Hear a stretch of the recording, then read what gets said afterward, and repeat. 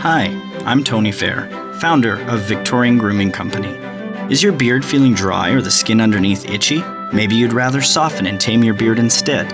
Our classic collection of beard oils, balms, and soaps will leave your beard looking, feeling, and smelling amazing. And if you prefer shaving, our pre-shave oils and shave soaps will give you a smooth and razor burn-free shave. Handmade in Edmonton with natural ingredients. Visit victoriangrooming.com. Adrian Manera here from World Series Wrestling, and you're watching me talk to Tell Craig Your Story podcast. Black China, baby. Yeah, we know we don't play around. We know the podcast in Shanghai. There's only one guy on my side, and his name is Craig. Check him out. Skinny OG, boy. If you got a story to tell, call Craig. The government been checking your mail. Just call Craig. Your ex-girlfriend just fell down a well. Call Craig. They say they about to put you in jail. Just call Craig. Call Craig. Call Craig. Hey, you go and tell Craig. Call Craig. Call Craig. Hey, you go and tell Craig. Call Craig. Call Craig. Hey, you go and tell Craig. The only podcast that's ringing the bell. Call Craig. Yeah, boy, you know who to find. Just go tell him your story. It'll be fine. You know, have a good time. Yeah, this your boy Skinny OG. One love, big up to my boys. Tell Craig your story. Check him out now. Hello, everyone. Welcome to a brand new season of Tell Craig Your Story podcast. I've had an amazing holiday. I was lucky enough to go back to Australia and see my family and friends. I then went to Indonesia and Malaysia. And we have some amazing shows lined up for 2025, so I really do appreciate all your support. Okay, so the first podcast for 2025 is Adrian Manera. Adrian is the managing director of the Manera Group. Now, Adrian is also the owner of World Series Wrestling, Australia's largest international professional wrestling tour company. And it's had some of the biggest names in pro wrestling perform for WSW. AJ Styles, Christopher Daniels, Jeff Jarrett, Bryan Danielson. In 2005, he founded Haggle Co, home and furniture, which has grown to be South Australia's largest family-owned furniture chain. Now, WSW have a tour coming up of Australia celebrating its 20th anniversary. There'll be live events in Melbourne on the 28th, Brisbane on the 29th of March, Adelaide on the 30th, and finishing off in Sydney on the 31st. But before we go, please go to our website. We're at Podbean. Tell Craig your story at podbean.com. We have a link tree there which tells you where Tell Craig Your Story podcast is streaming. We're on all the major streaming services. We have a YouTube account. Make sure you're subscribing and liking to get all the latest video updates. At Tell Craig Your Story. And we have WeChat and Little Red Book for our Chinese listeners and VK for our Russian listeners. All right, here we go. This is my chat with Adrian Manera on Tell Craig Your Story podcast. Tell Craig your story. Hi, Adrian. How are you going today? I'm keeping well, mate. How you going? Doing good. Like I just said before, great to be back home. How's your Christmas and New Year's been so far? It's been fantastic, actually. I had some time off, went up to the Gold Coast in Queensland, got to see some sun, some beaches, some pool. It was just a nice way to recharge the batteries, ready for an impending wrestling tour. Oh, yes. We'll get there very, very shortly, but just how we met. It was very, very random. We met at a bar in Shanghai, of all places. Yes, absolutely. So what were you doing there? Were you on a business trip? Was it just a vacation? Sure. So I was there at that time for a big furniture fair. So it was in September, from memory. I'm in the furniture business. Is my main 9 to 5, and Yes. I was over there seeing some factories and visiting this big fair, sourcing some new products, and just seeing what trends were happening in the global furniture market space. So yeah, over there doing that. By chance, happened to hear about a local wrestling show that was taking place in Shanghai, and because I have loved wrestling for many, many years. And I've never seen any wrestling in Shanghai before. I thought, you know what, let's go check it out. So Yeah. yeah. And was it a good trip? Did you actually? I discovered some new products, Products, right? Yeah, just some new fabrics on lounges and things like that, which are coming into the market. So yeah, on the furniture side was very successful. All trips always are. You always learn something and pick up something. So yeah, definitely a good time was had. And what did you think of the show there in Shanghai? You know what? I had really no expectation. I didn't know what to expect. I didn't know what the venue was going to be like, the crowd size, their interactivity. You know what they're if they'd be noisy and rowdy or whatever. But I loved it. I actually thought it was a really good show, very well put together, good mix of wrestlers from around the region. Yeah, just some just good matches. The production levels I thought were excellent, and the crowd were just a good mix of people. All different ages, different ethnicities, and yeah, they really got into it. They sort of popped for everything, which is great to be part of. So it was fun. One of my friends went for the first time, and he said, "I'm hooked on this independent stuff. I don't like watching the WWE. It's too commercial. I love the independent. They're so much more passionate." I thought that was a nice way to put it. In terms of China, what did you think of China? Was that the first time you've been there? Or have you... No. I've been to China, I don't know, maybe like 50 times, maybe more. Oh, right. Okay. What was your first experience like? Oh, my first experience was I was in Hong Kong, and we went across the border to the Guangzhou, Shenzhen area, and Shenzhen wasn't even Shenzhen. It was just a tiny little town. And Guangzhou was called Canton, and the population was 6 million. Now it's like 26 million, and there was 8 million bikes. So it was more bikes than people. And I never forget the border from Hong Kong to China. There's a river there, and there were army soldiers or whatever standing there, or military standing there with guns. And they were told if they saw anything swimming in the ocean between Hong Kong and China to shoot. So that was my very first experience as a young Adrian. But yeah, and I used to go about 4 or 5 times a year pre-COVID, and then post-COVID, life's changed a little bit. So I'm probably over there maybe twice a year now. I'm just planning a trip for March actually as we speak. So oh, nice. Yeah, but I always enjoy it. I've sort of been to a lot of the different major cities, and people are always lovely, and there's some really nice restaurants over there, and yeah, it's great doing business with them. So yeah, I've enjoyed it. That's great. And just a little review for 2024. What are some of the highlights there for you personally and professionally? Some highlights. Wow, it seems like so long ago now. Well, the World Series Wrestling Tour I ran, which was sort of end of June, beginning of July, that was a huge success. It was very well received. All the shows were sold out.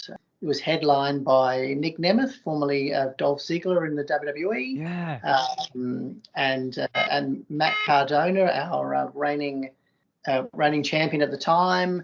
He was injured, so he had to come back, and we had to come up with a way to have him defend the title every night, but not actually wrestle. So we had to work through that. But yeah, as I said, so the tour was a great success, and just working with some fresh new talents like we had Elias, or Elijah as he's known now, and we had Nemeth, and we had Ash by Elegance, who used to be Dana Brooke. So we had a few new faces that hadn't toured before. So it was great to get them out here.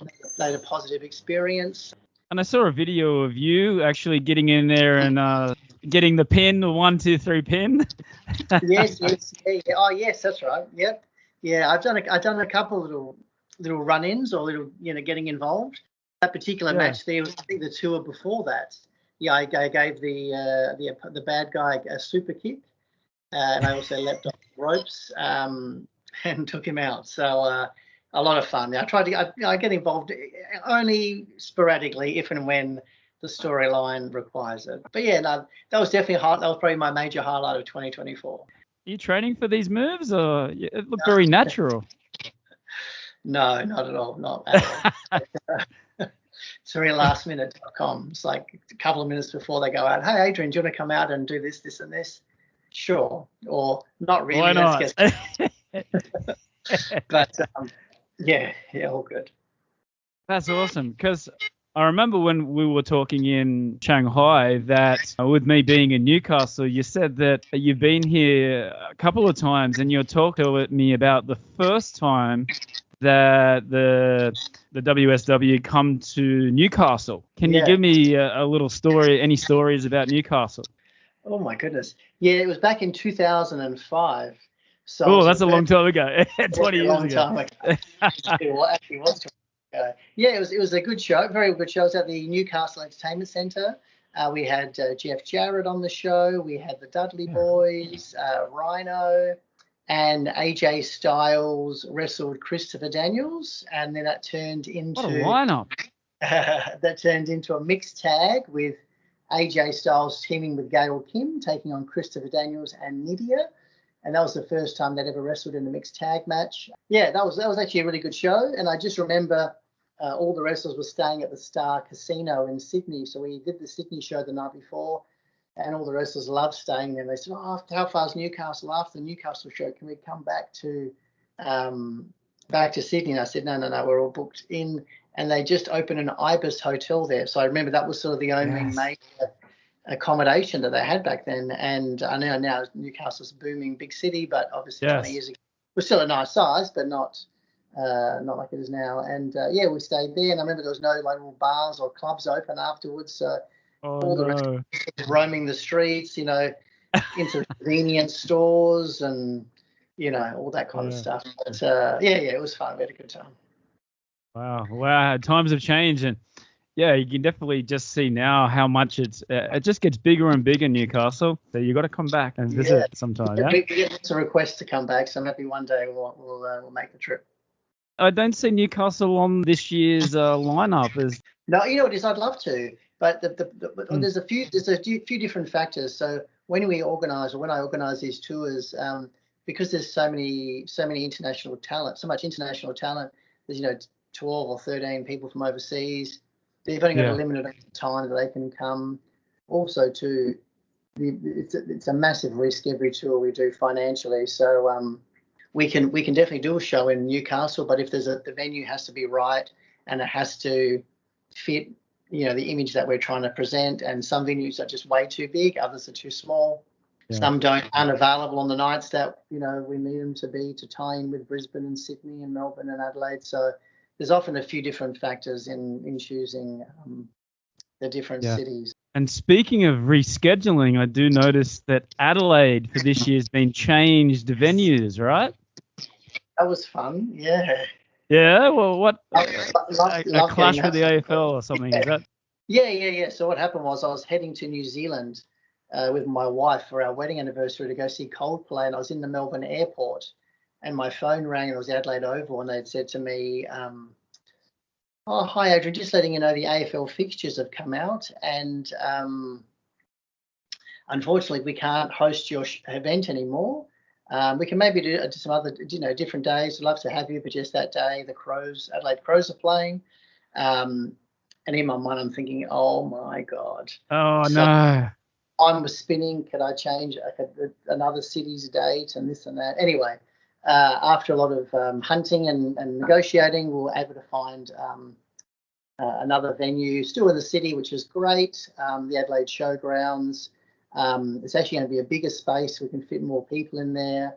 I think it'll actually be better for wrestling. The same production, same entrance screens and all that will all be set up. So, it should be good. So thank goodness it all worked out well. That's great. And just got here. It's saying that most of them are almost sold out, and 4 consecutive dates in a row: Melbourne, Brisbane, Adelaide, and Sydney, right? Yes. Yeah. Yep. Sydney, there's literally, as of yesterday, there was 1 ticket left. So, oh, wow. Okay. So Sydney's basically all gone. Melbourne's nearly done as well. There's only maybe a couple of dozen tickets left. Adelaide, because it's a bigger venue now, we've still got some seats left, but we've sold a huge amount already, which we're really happy with. And Brisbane's completely sold out, but we do have the upstairs mezzanine standing still available. So, all shows are very well received. We're still a couple of months away. So, generally by showtime. We haven't announced any matches or anything like that yet. We're still announcing the local talent that'll be performing on the events as well. So Okay. yeah, still lots to do. How are you doing that? That must be some pretty hardcore fans already buying the ticket without even knowing who's wrestling, or they know who's wrestling, but no matches. So Yeah. is there a strategy behind that, or? Not necessarily. Like historically, we often don't announce matches at all. We might announce maybe one per city, just give them an entree serve, so to speak. Yeah, there's a couple of reasons. One, I like to keep things as a surprise. So just when the fans rock up, there's no preconceived ideas. There might be hope. I wish I see such and such versus such and such, but I just like them just to really embrace the whole experience. And whatever match gets announced next, oh wow, that's and they just get caught up in it. So that's number one. And number two, another sort of reason is so much happens behind the scenes. It's such a there's so many moving parts that often when you announce too many matches, if there's a change to one of them, fans sort of think, oh, why didn't that match happen? They said that such and such was wrestling, such and such. So just, touch wood, but every tour there's an injury or something happens, and all of a sudden, like, I can wrestle, but like I can't wrestle in a singles match, oh, okay, well, look, what can we do? And you try to make sense with other matches, and then you might come up with one idea, and then you might think, oh, I've already announced that match, so I don't want to upset fans because they're probably looking forward to seeing this particular match, so we have to leave that alone. So then you're just trying to work with a couple of different wrestlers that matches haven't been announced. So we always find it better to keep it all up the sleeve. Right. It makes sense. Yeah. Making sure that you're covering all bases. That's great. And I've got a little stat down here, and tell me if it's true, but you've had 19 consecutive sellouts in Melbourne. So you want to make sure that that's the 20th this year, right? We're only a handful of tickets away. Yeah. Melbourne's been a great success. We used to run a smaller venue and run like back-to-back nights, and now we've been able to secure a bigger venue. Yeah, it sells out very well. This one's is right in the city. Again, very convenient for people. Yeah, great venue. And as I said, Melbournians seem to get out and support all sports, and there's a really big wrestling following in Melbourne. So we're lucky to have a piece of that, and they seem to enjoy what we do. So we love coming back to give it to them. Absolutely. And tell us a little bit about the wrestling in Australia. I mean, I know when my grandfather was alive, wrestling was still very, very popular here in Australia. Not so much when I was growing up, but now it seems like it's thriving again. So what is the Australian wrestling scene like? It's very interesting what you say. So, I agree. Back in the day, the 1970s, wrestling was very popular. It was on TV, and there's all those names that everybody remembers. Killer Kowalski and Mario Milano Milano. all those guys. That was before my time, but I definitely I know the era. And then it just lost its TV presence and subsequently sort of disappeared and just became a memory. And then the WWF started airing on TV over here, and that's sort of when I became a big fan of it. Hulk Hogan and Macho Man and all those different characters. So that was my passion. I loved, it was on every Thursday night, Superstars of Wrestling. My dad would tape it, and I'd watch it before I'd go to school the next day. And me too. and I loved it, and I used to buy the big rubber wrestling figures and, the magazines and everything, and then it sort of just disappeared. It wasn't on TV anymore. Couldn't find it. And to go to the video store and rent a video was like, the best you could get. I would get a wrestling magazine from the news agency, but it was like 3 months behind, but you'd still take them all, and the figures sort of just disappeared. Anyway, it disappeared for a long, long time. I still kept my finger on the pulse, really enjoyed it. Yeah, but there wasn't really a lot around, And then in 1999, when I was at university, I sort of thought to myself, surely I'm not the only wrestling fan out there. There's got to be other wrestling fans that have been deprived like I have, and I had found on the internet, and the internet was only in its early stages, there was some local wrestling in Melbourne. There was a little bit happening in Sydney and a little bit here in Adelaide. So I sort of reached out to a few people, and ended up putting on a show called Wrestle Rage at a place called the Theberton Theatre in Adelaide. Nice. And wrestling had become very popular in America. So that was the whole Stone Cold era and all that kind of stuff back in 99, The Rock and NWO and all the rest of it. And it just started airing on TV again. So I ran this local show, and it did really well. We basically sold out the Theberton Theatre, which held, I don't know, like 1,200 people or something. And then I did a few more while I was at uni, and then I sort of stopped. So I'd finished uni and started working. I thought, I can't do this anymore. It was just a bit of fun, And then in 2005, a few years later, I was in New York on my honeymoon, and I happened to bump into a female wrestler in the New York airport, Christy Hemme, her name was. And my wife sort of said, oh, she's a wrestler, whatever. She had like a WWE envelope. Went over and said hello. We had a photo together. And I thought, that's a sign. I've got to get back into wrestling. So then I did that tour in 2005 I mentioned earlier, where we did Melbourne and Sydney and Newcastle. And, and then that was, from a show perspective, was excellent, especially for the time. It mixed a lot of WWE guys, a lot of TNA guys who were just was really starting to break through then. Some Ring of Honor people. Yeah.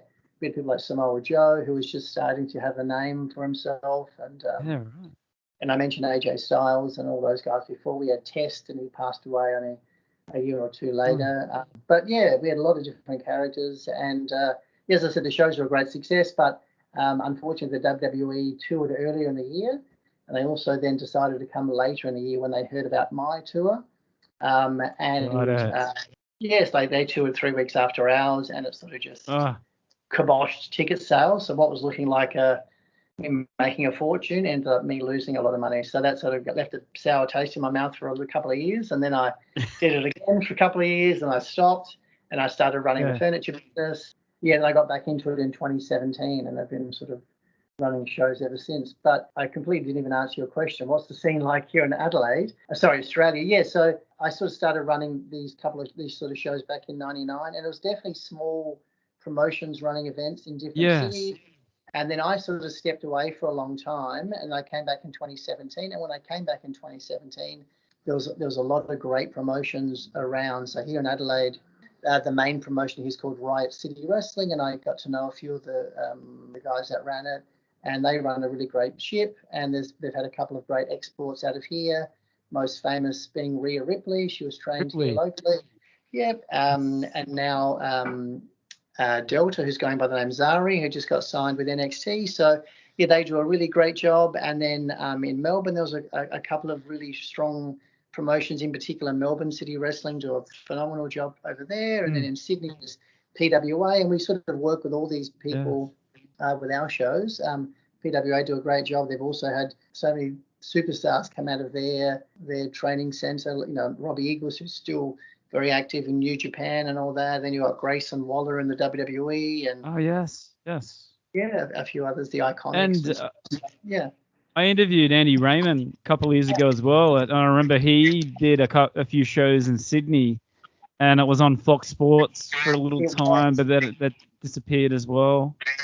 Yeah, he did an Australian Super Show. I remember that. That's the one. Yeah, and I'm just trying to vaguely remember. Yeah, it was an Australian Super Show. I couldn't tell you any of the matches, but it did air on Foxtel, which is the cable platform here in Australia. And I think he was he did commentary or something, or ring announcing for Foxtel at the time. So but sadly didn't eventuate to anything. Yeah.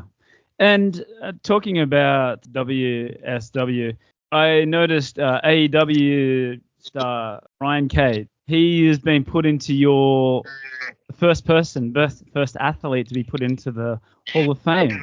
What does that mean to you? That's a prestigious award. Yeah, you know what it is. When we came back in 2017, we booked different talent, Ricochet and Austin Aries and Zack Sabre Jr. and all these different people. And I'd only seen glimpses of Brian's work, but just because of his size and his uniqueness, I thought, you know what, I have to have him on the tour, And so I was going back and forth with him, and he was very keen to come. He said, it was my dream to come to Australia, but I'm already booked. And our show was 4 bookings because we're obviously doing the different cities. And he had just one date that was a booking. He goes, I feel really bad because I had to cancel on this guy once before, and I just wrote because we were just going back and forth, like texting each other. So I just sort of sent him this message saying, just say to the promoter that you're really sorry, but you were already booked on this Australian tour, and we had to change the dates because of the visa and something or other. And he sort of came back, oh, that's perfect. I was going to copy and paste that and send it to him now. He said, oh, okay, I'm in. So anyway, long story short, he did the tour, and a lot of people didn't know who he was or hadn't seen a lot of his work. But when they saw him in person, it was like, oh wow, he was definitely a memorable person. So, and he's such a lovely guy. So fans loved meeting him. His matches were so unique. Yeah, so he sort of became the cornerstone of what we built the promotion around moving forward. So he did every tour. He was the longest reigning tag team champion. He held the world title just for a day. But he's done a lot. And not only from the wrestling side of things, but we talk every couple of days. And, I've caught up with him in America. His wife's come over. She did a ring announcing for tours. Yeah. I was the first to find out about his wife being pregnant with their second child. But that's amazing. They just found out. He got on the plane, landed in Australia, and I met him at the airport. And he told me, but so we've become very good friends. And as I said, he does a lot. He's such a big advocate for what we do.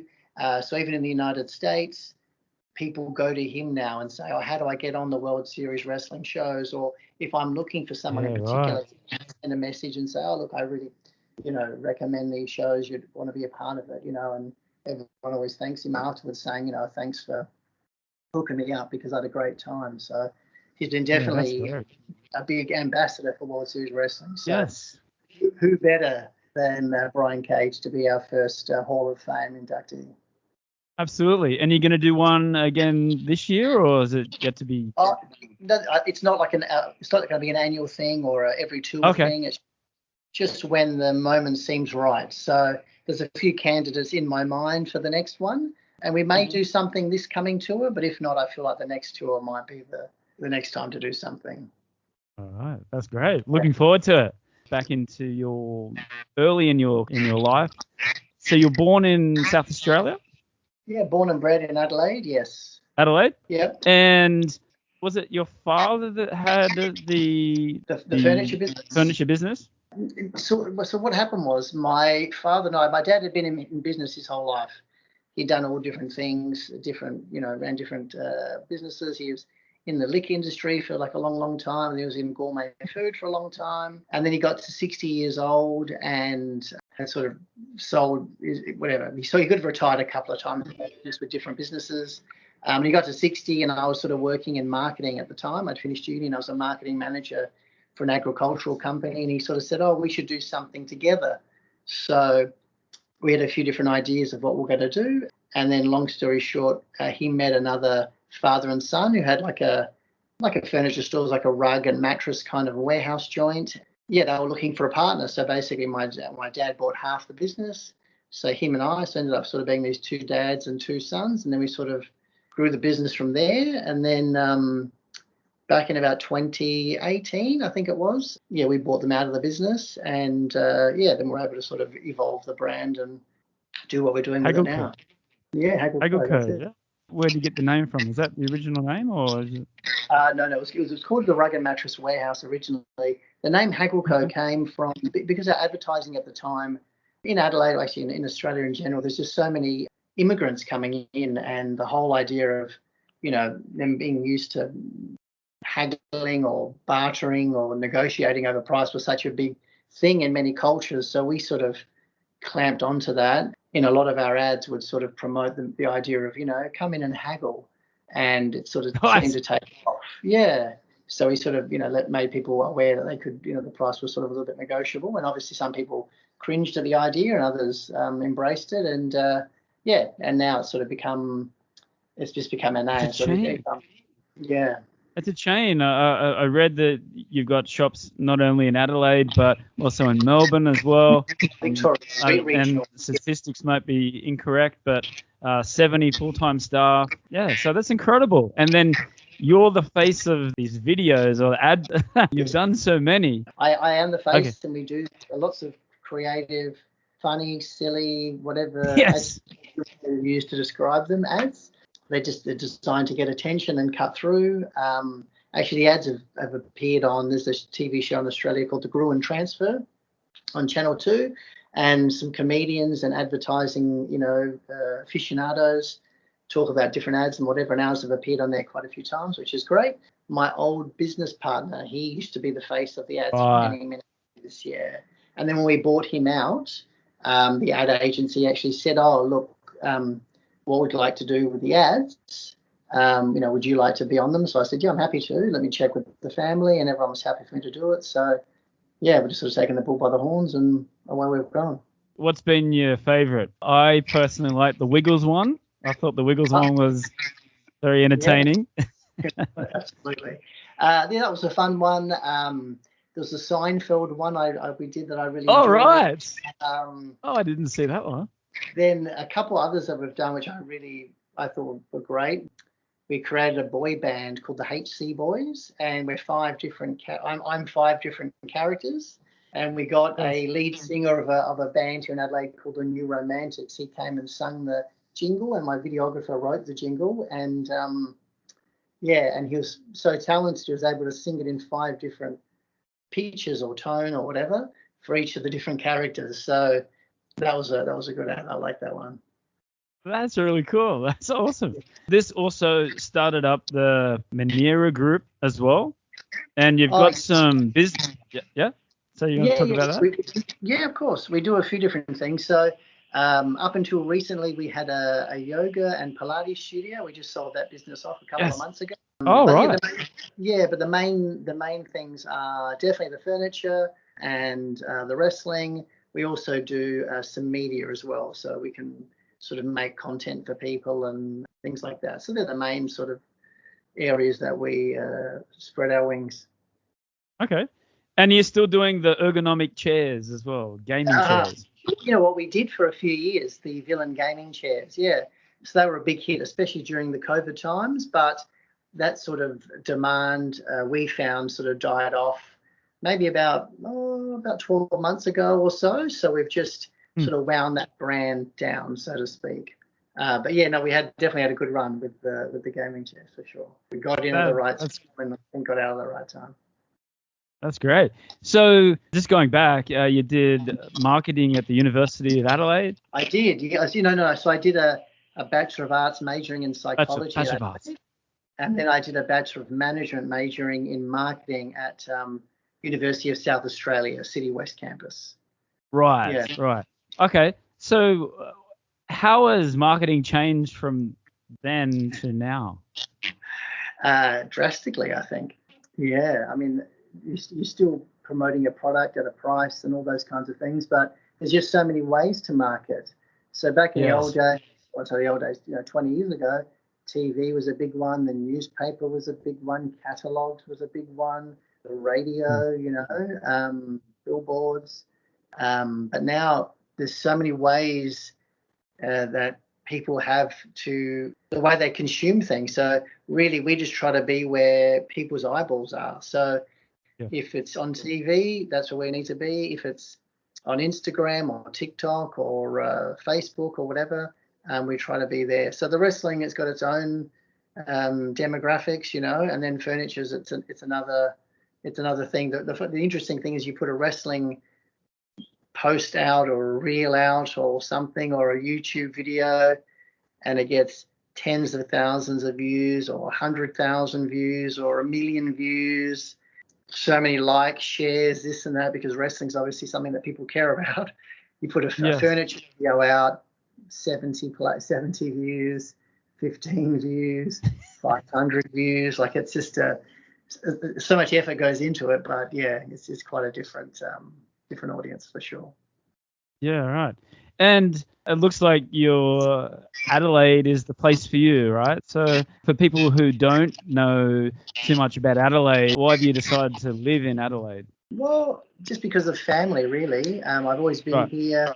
I don't know anything different. I've travelled to so many places. I've been very fortunate, seen a lot of amazing cities. And in my mind, I thought, I could live here. I could live there. But just because my parents are here, My family, it's a great city to raise a family. You know, it's pretty safe. It's convenient. We have great food, great wines, great beaches, great hills.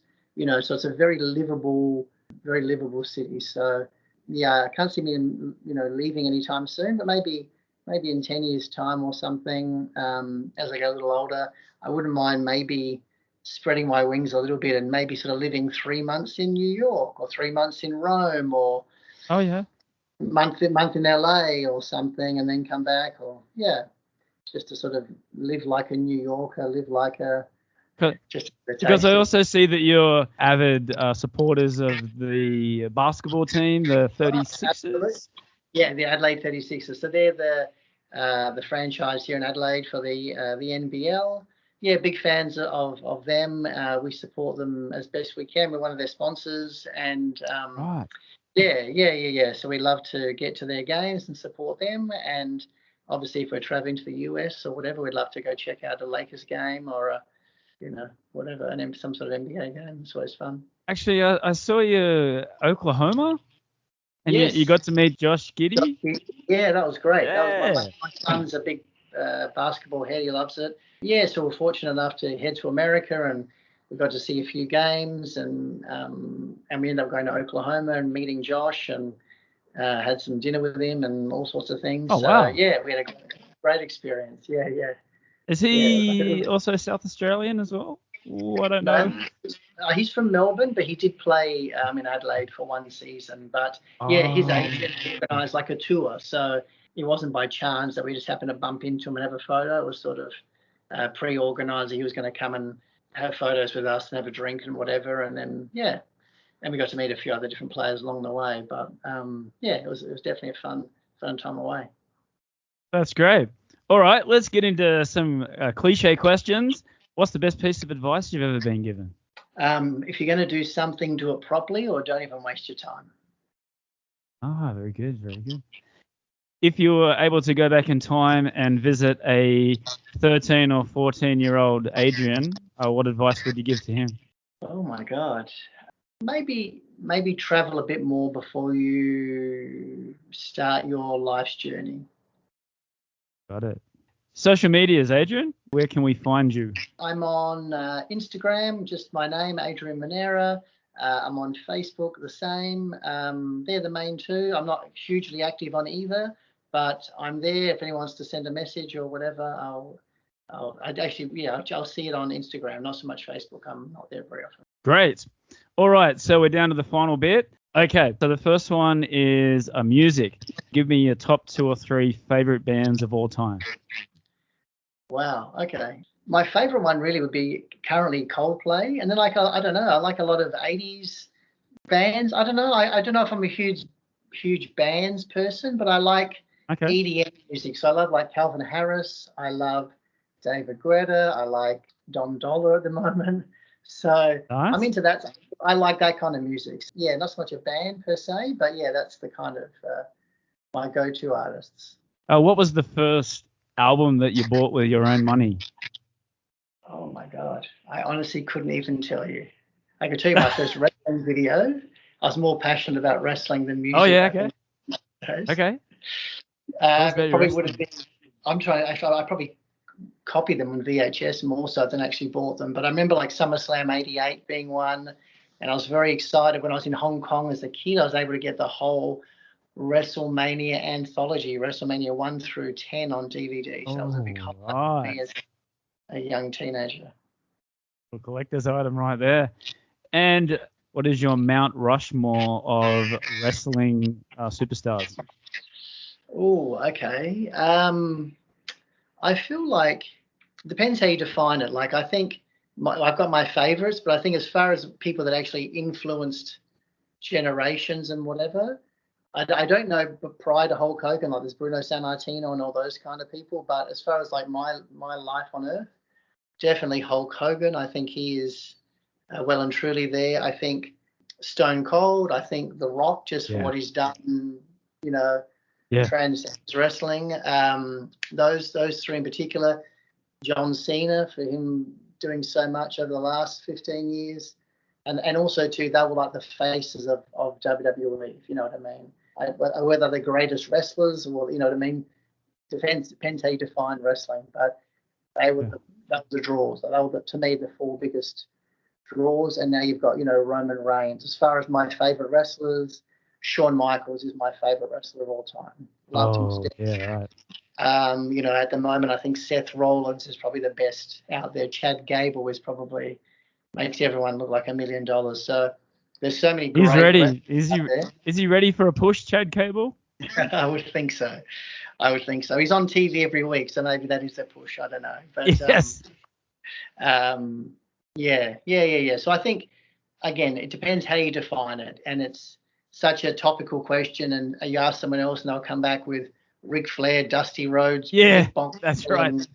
Which I can understand as well. You know. Randy Savage, Andre the Giant. Yeah, of course. Yeah. What's one up-and-coming Australian wrestler that we all should be looking out for? Ooh, okay. I remember the last time I got asked this question, my answer was Matt Wahlberg, who's now Grayson Waller.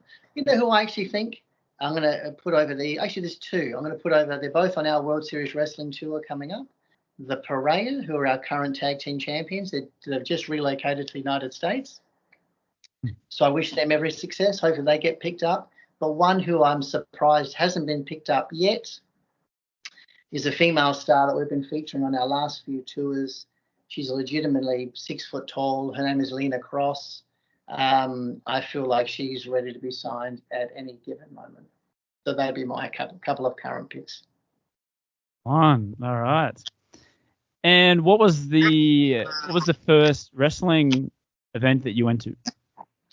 The first wrestling event I went to was in 1988, I think it was, and it was at the Apollo Stadium here in Adelaide, and the WWF toured, and it was headlined with Brutus Beefcake against Junkyard Dog, and Greg the Hammer Valentine took on Hillbilly Jim.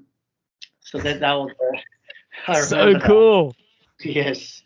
So that was I don't know if that was the same tour that I saw when I was maybe 4 or 5 years old. It was the one that Andre the Giant was on. Well, that's all I can remember. I can only remember Andre the Giant. It was at the Broadmeadow Basketball Stadium in Newcastle. I must have been maybe 4 or 5 years old. That's all I can remember. Well, it would have been the same era because there was a tour that was supposed to come to Adelaide shortly after this one, headlined by Andre the Giant and Tito Santana, but then it got cancelled. Happened. So maybe they did the other states and they never came to Adelaide. But yeah, I didn't get to go to that one. So I do remember that. And then I saw some like local wrestling around that sort of time, a couple of little shows. And then I hadn't seen wrestling again until about 1993.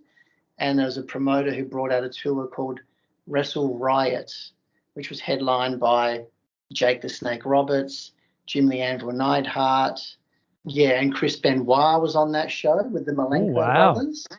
Yeah, and a couple of and Jushin Thunder Liger.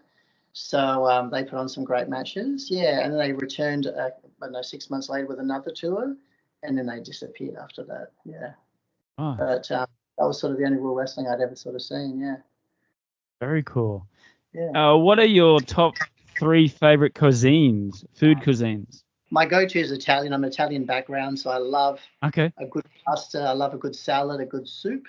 So definitely Italian. I love Japanese food. It's so clean and delicious. And you know what? I love all Asian food. I love Vietnamese. I like Thai. I like Chinese food. Yeah, so I'm more that. Indian can be a little bit heavy and spicy for me. Yes. Some Greek food's amazing. I love all the seafood, all the grilled octopus and all the rest of it. But yeah. All right. And I also read that your favorite food is also chicken nuggets. Is that true?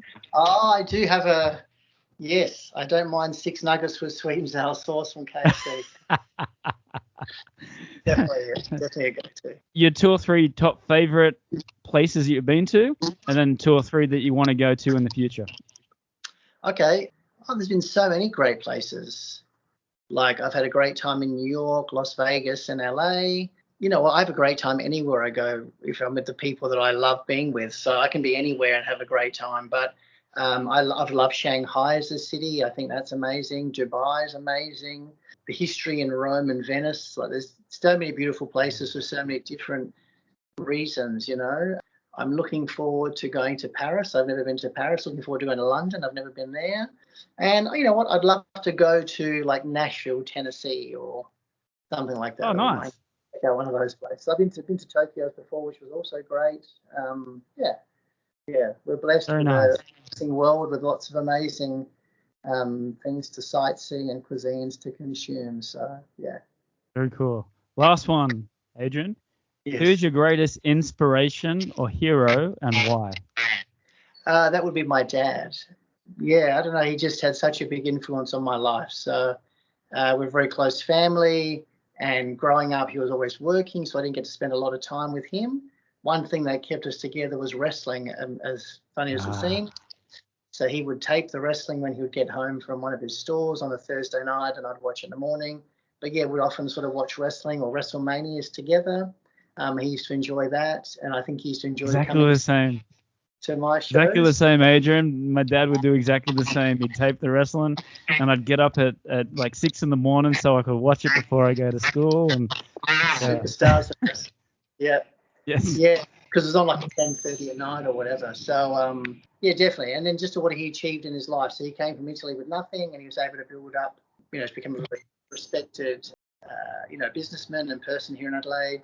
Yeah, he's definitely been the most influential person in my life for sure. So everything I do, I just never want to disappoint him. So yeah, and he passed away only a couple of months ago, so it's still very, very raw in my. Commiserations for that. But no, I appreciate that. No, I appreciate that. Thank you. Yeah. So but he's definitely the one, and hopefully I can be the same influence to my children as well. And you got two kids? Three. So I've got Three. a son who's 15, a daughter 12, and a little 5-year-old Andre after Andre the Giant. So Oh, nice. And I'm sure, are they wrestling fans as well? But are they followed in Dad's footsteps? Off and on. My son went through a phase where he was into it. That's what made me get back into promoting, because he wrestles AJ Styles. And I said, oh my God, he wrestled for Dad. And I don't know if he really even understood what that meant. So I started to do the show again because of him. But my daughter, actually, she quite enjoys watching it with me. She loves meeting whatever female wrestlers we've got on the shows. She loves having photos with them and stuff. And the little one, I think he's a bit scared of it. He thinks that's for for adults. So he has to like to watch. Adrian, on that note, Adrian, thank you very much for your time. All the best for this year and for the tour.